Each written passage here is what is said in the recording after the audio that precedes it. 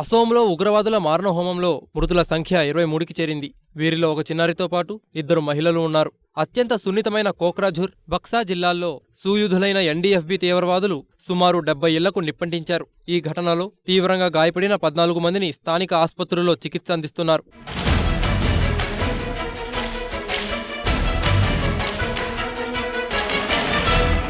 బాలపార గ్రామంలో ఏకంగా ఇళ్లలోకి చొరబడి ముష్కరులు విచ్చలవిడిగా కాల్పులతో అమాయక పౌరుల్ని పొట్టన పెట్టుకున్నారు.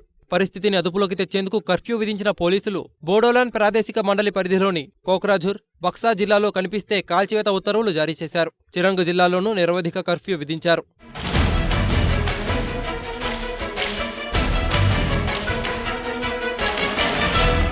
పరిస్థితిని అదుపు చేసేందుకు అసోం ప్రభుత్వం సైనిక సాయం కోరింది. హింసాత్మక ప్రాంతాల్లో సైన్యం ఫ్లాగ్ మార్చ్ నిర్వహించింది.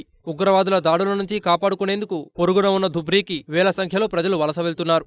శాంతి భద్రతల పరిస్థితిపై ముఖ్యమంత్రి తరుణ్ గొగోయ్ అత్యవసర ఉన్నత స్థాయి సమావేశం ఏర్పాటు చేశారు. ఈ దాడులను ముక్త కంఠంతో ఖండించిన అన్ని పార్టీలు ప్రజలు సంయమనం పాటించాలని కోరాయి.